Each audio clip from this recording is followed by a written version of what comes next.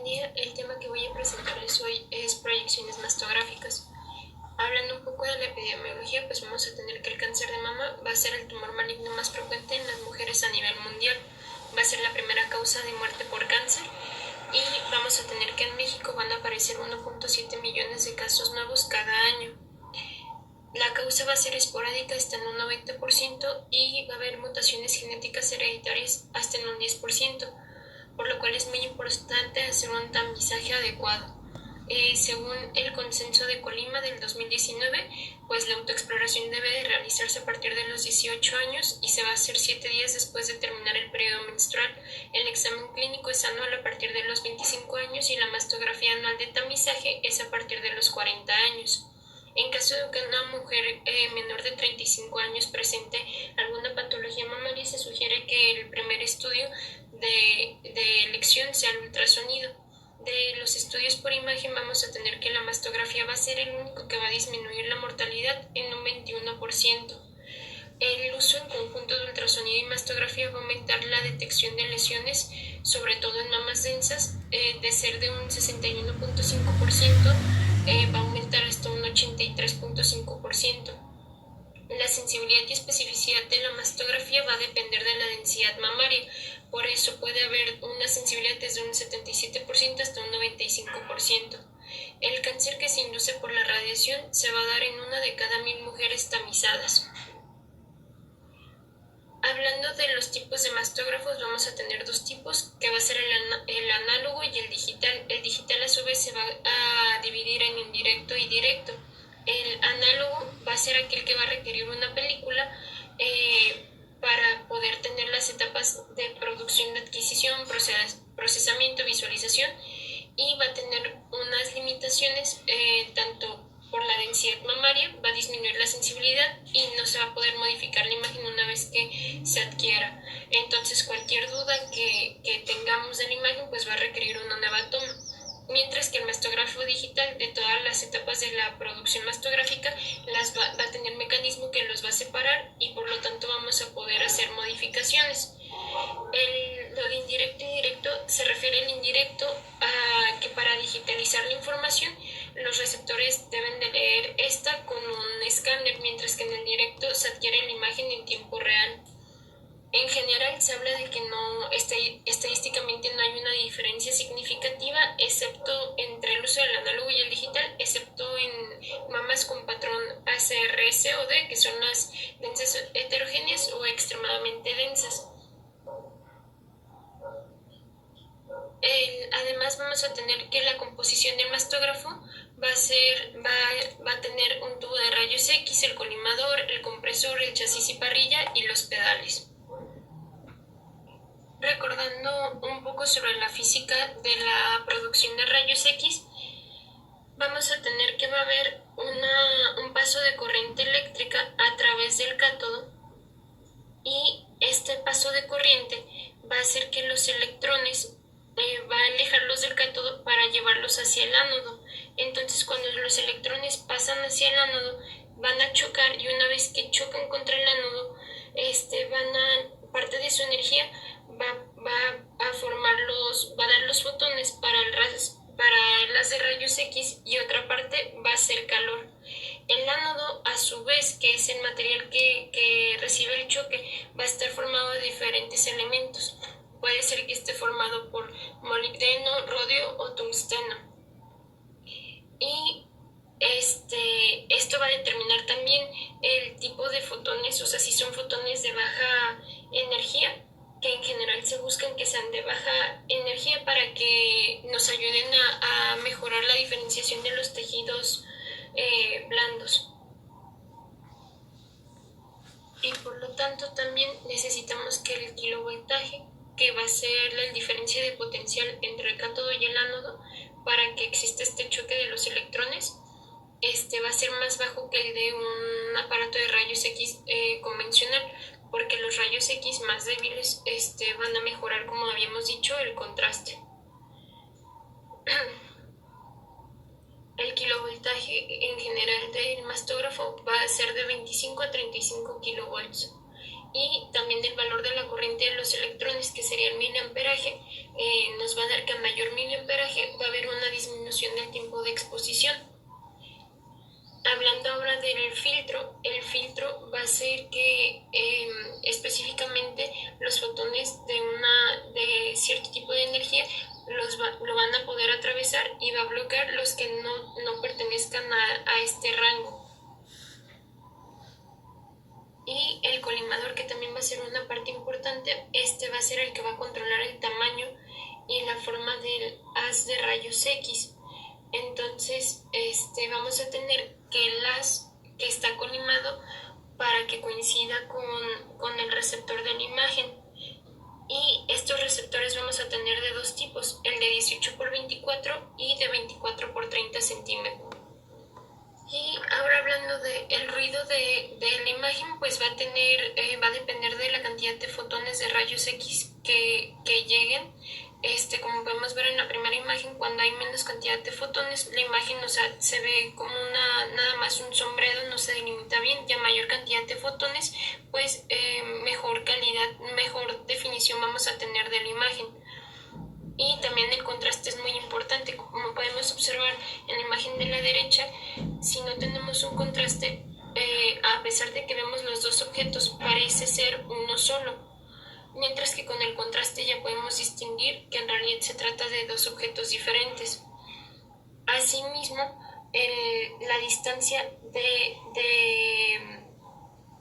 objeto hacia el receptor va a definir, y del foco al receptor va a definir también la imagen. Por ejemplo, entre más alejado esté el objeto del receptor, vamos a tener un área de penumbra más grande que si el objeto está más cercano al receptor. Y como hablamos, se me pasó a decirles que los filtros también son de diferente tipo de material, o sea, se puede utilizar molibdeno, rodio o aluminio para los filtros. Entonces, en general se utilizan diferentes combinaciones entre ánodo y filtro para diferente tipo de mama. Por ejemplo, molibdeno va a usarse en mamas de menos de 5 centímetros de grosor, molibdeno rodio va a ser mamas de mayor grosor. El rodio, tungsteno rodio y tungsteno aluminio en general se utilizan para mamas densas y gruesas.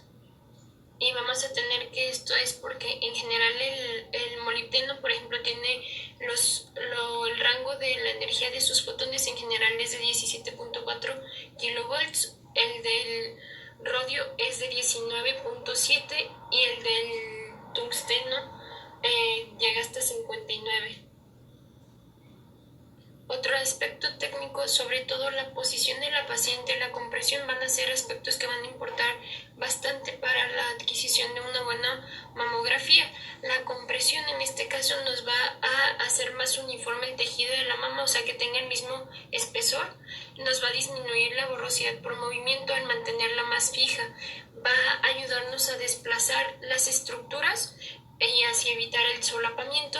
Y las mamas, como hablamos, o sea, de las áreas de penumbra, de las sombras de penumbra y todo, las mamas van a estar más cercanas al detector.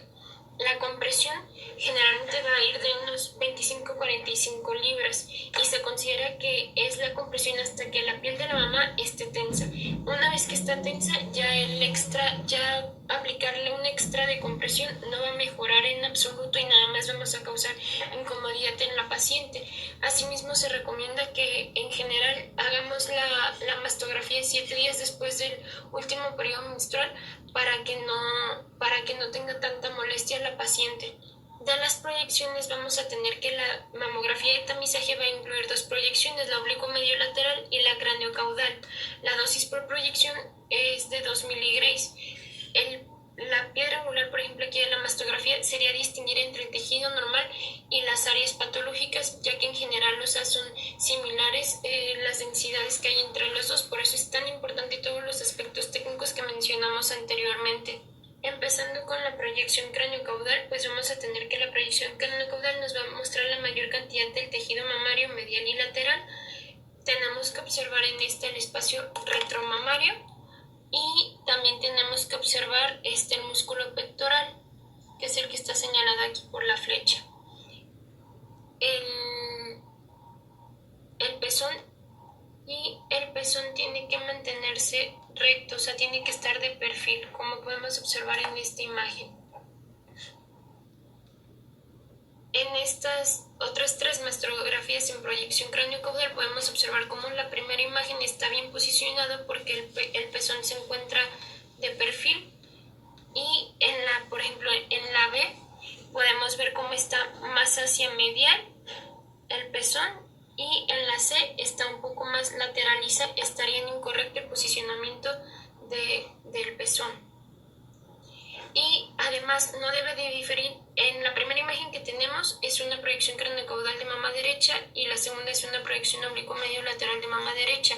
La línea entre pezón y pectoral no debe de haber una variación de más de 1 centímetro entre ambas proyecciones. Y para pasar un ejemplo de una vez para aprender a dónde localizar las lesiones, vamos a tener que esta línea nos va a dividir entre lo que es en la proyección craneocaudal, nos va a dividir entre lo que sería el cuadrante externo que se ubica hacia superior de esta línea, y hacia inferior sería el cuadrante interno. En la proyección oblicuo medio lateral, por arriba de esta línea sería superior y por abajo sería inferior. Entonces, si nosotros tenemos, por ejemplo, una lesión que está localizada externa inferior, vamos a decir que la lesión se encuentra en el cuadrante inferior externo. Si tenemos otra lesión que está en el interno inferior, lesión localizada en el cuadrante inferior interno.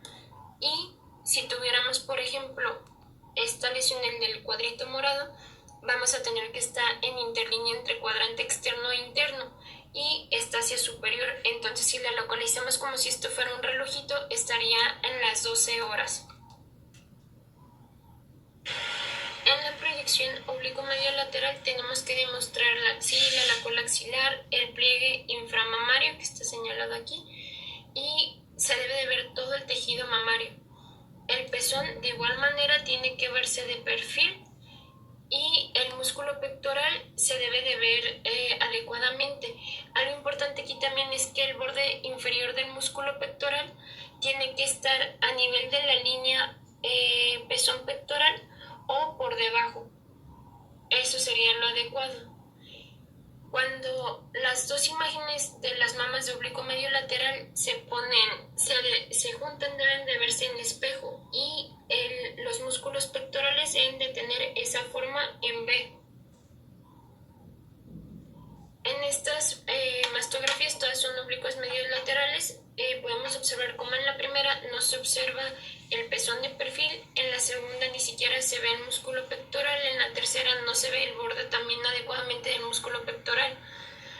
En las siguientes podemos observar como lo que hablábamos de que la línea del pezón pectoral, el borde inferior del pectoral tenía que estar o a ese nivel o por debajo, y este se encuentra por arriba. En la E se comieron parte de la mama, o sea, no salió completamente, y en la F el pliegue inframamario tampoco se observa. Ahora, hablando de la proyección medio lateral, que para hacer referencia también que medio lateral se refiere a que el haz va a estar del lado medial y el receptor del lado lateral. Entonces vamos a tener que esta va a ser también la tercera proyección mastográfica más útil. Nos va a ayudar a definir realmente dónde se encuentra alguna lesión, y en caso de que, por ejemplo, solamente hayamos visto en una sola proyección una lesión, ya sea en la craneocaudal o oblicuo medio lateral, también nos ayuda a ver si realmente existe esta imagen o no, y nos ayuda a determinar la profundidad de una lesión. La proyección lateromedial nos va a dar mayor nitidez de las lesiones mediales, porque acuérdense otra vez, la imagen que esté más cercana del receptor pues nos va a definir mejor esta área. En la craneocaudal, que es exageradamente lateral, esta se va a utilizar cuando vemos una lesión en la oblicuo medio lateral, pero que no la alcanzamos a ver en una craneocaudal. Va a ayudarnos a ver toda la visualización del tejido de la cola axilar y de los cuadrantes externos en general. La parte medial del seno es la que se va a excluir.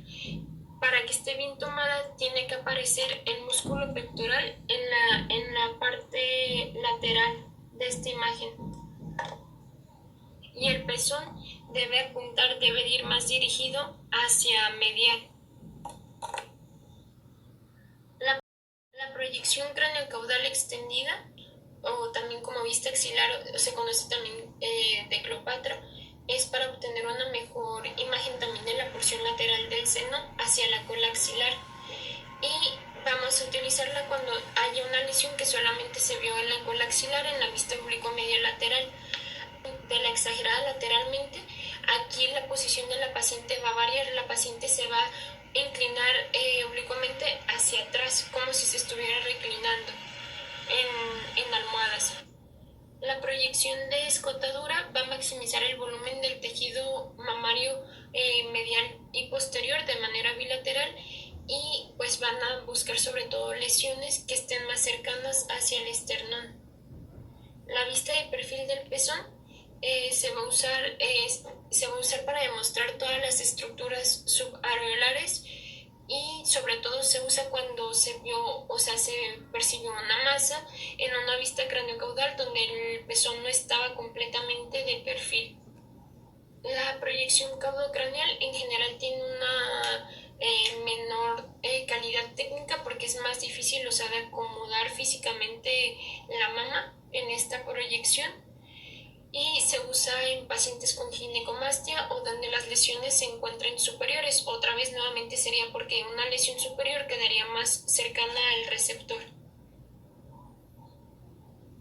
La proyección rolada nos va a ayudar a separar las estructuras que se superponen entre sí, y por ejemplo se van a hacer en las proyecciones, se pueden hacer tanto en proyección craneocaudal y oblicuo medio lateral, pero lo más usado va a ser que se use en una craneocaudal. Y vamos a tener el ejemplo, por ejemplo, en la primera imagen tenemos un triangulito y un rectangulito. Estos, al ver la imagen solamente así en una proyección craneocaudal, pues pareciera que es una sola imagen que tiene una forma medio extraña, nada más con un pico. Ahora, al hacer la rolada, desplazas la mama, das un giro y desplazas pues el tejido que estaba sobre sí mismo. Y puedes distinguir, hay que saber hacia qué lado se giró y todo, y podemos distinguir al final, a la hora de tomarle la proyección, que en realidad se trataba de dos objetos diferentes. En el caso de los implantes mamarios, las proyecciones que se van a tomar son 8 en total, o sea, 8 por ambas mamas, de que se van a tomar en proyección craneocaudal, oblicuo medio lateral, donde se incluye el implante, y también se van a hacer la proyección de Ekron, donde se busca desplazar el implante para que únicamente quede el tejido mamario para valorarlo de manera adecuada. Y por último, la proyección de magnificación. Para poder hacer esta magnificación, se va a acercar el foco a la mama y la mama se va a alejar del detector. La placa con la que se comprime va a ser más pequeña, y igual el área de presión es un área más pequeña y con menor volumen. Nos va a ayudar a separar también las estructuras que estén superpuestas y nos va a aumentar la nitidez. El punto focal de la magnificación va a ser de 0.15 milímetros por 0.15 milímetros. Por ejemplo, en esta proyección, que es una craneocaudal de mama derecha, no podíamos distinguir muy bien las microcalcificaciones, y al hacerle ya la magnificación podemos observar de manera bastante nítida las microcalcificaciones amorfas y lineales finas que tenía esta paciente.